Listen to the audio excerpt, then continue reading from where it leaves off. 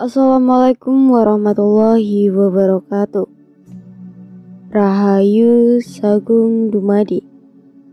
Kembali lagi di channel Babat Nusantara. Pada kesempatan kali ini, saya akan menceritakan sejarah tentang Kerajaan Kalingga. Tidak usah berlama-lama lagi. Mari kita masuk ke ceritanya. Sejarah Kerajaan Kalingga.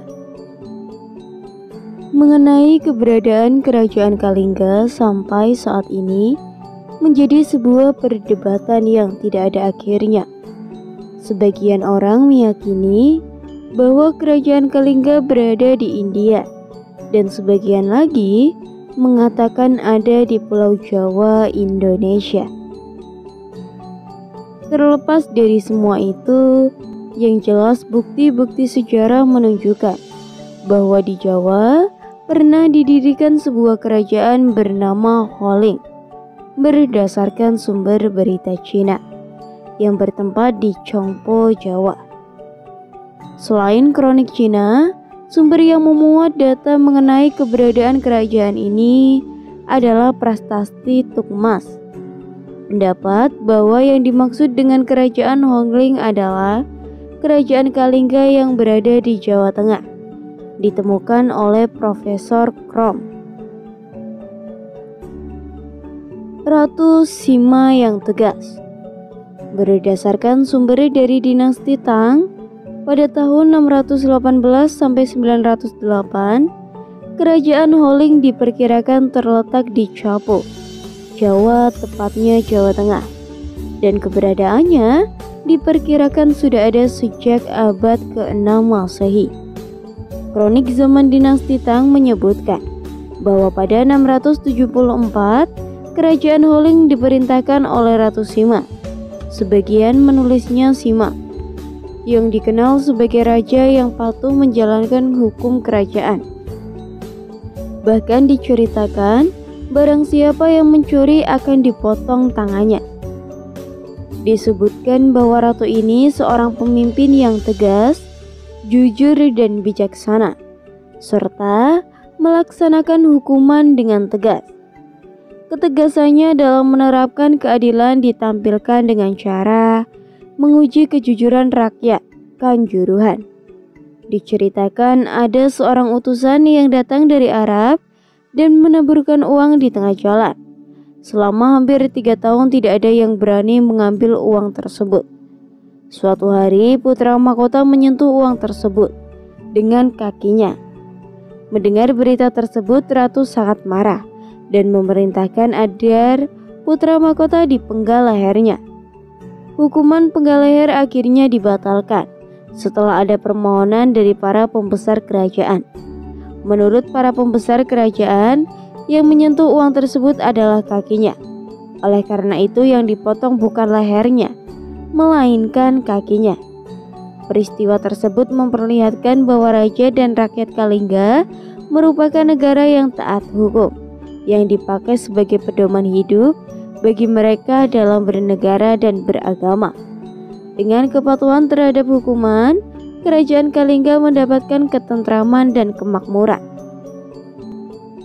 Daerah wilayah kekuasaan Kerajaan Kalingga meliputi 28 wilayah. Menurut Rofair, dalam menjalankan pemerintahannya, raja dibantu oleh 32 orang menteri. 4 orang duduk di pusat kerajaan dan 28 orang lainnya berada di daerah-daerah. Peruntusan ke negeri Cina. Selanjutnya kronik dinasti yang menyebutkan bahwa Kerajaan Holing mengirimkan utusan ke negeri Cina pada 647 sampai 666. Kemudian kerajaan ini mengirim utusan lagi pada 818 dan sesudah itu diberitakan tidak pernah mengirim utusan lagi ke China.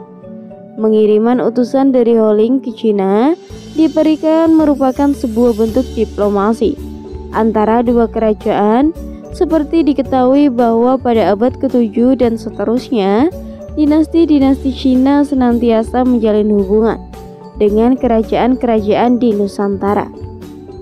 Pengiriman duta Holing ke Cina menunjukkan bahwa orang-orang Nusantara sudah mampu mengarungi samudra dan laut lepas.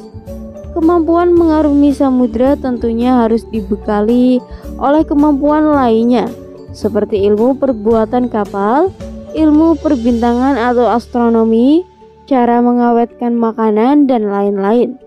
Hal ini menjadi bekal kuat bagi orang-orang Nusantara untuk menjalani aktivitas ekonomi dan menggalang kekuatan politik dengan bangsa atau kerajaan lain di seberang laut.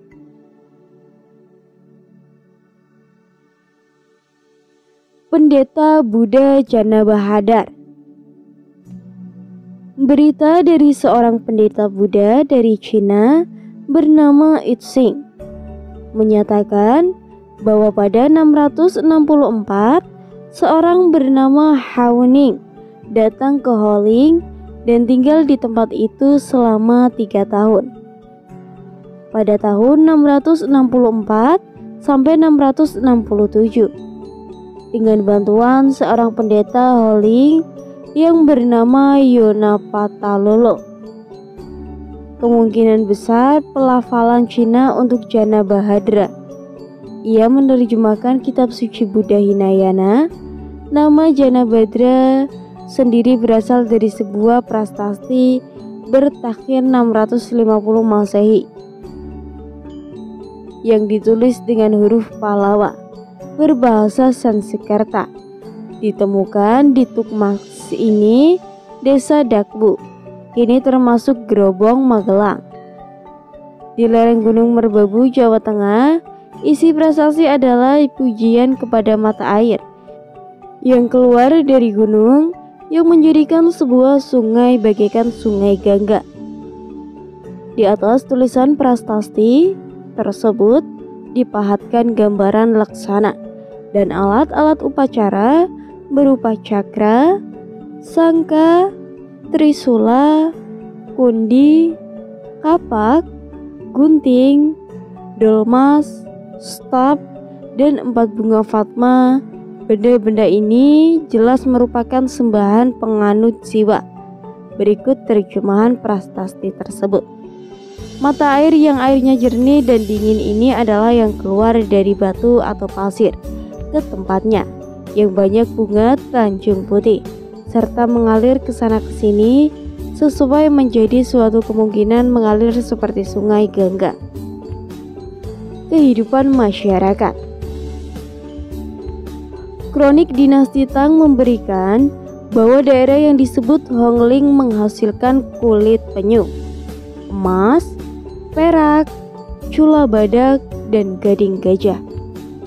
Penduduk membuat benteng-benteng dari kayu dan rumah mereka beratap daun kelapa. Mereka sudah pandai membuat minuman dari air bunga kelapa, mungkin tuak. Bila makan, mereka tidak menggunakan sendok atau sumpit, melainkan menggunakan tangan.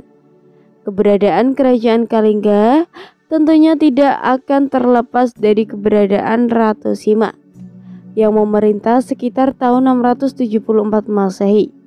Dalam memerintahkan Ratu Sima digambarkan sebagai pemimpin yang keras demi menjalankan hukuman kerajaan.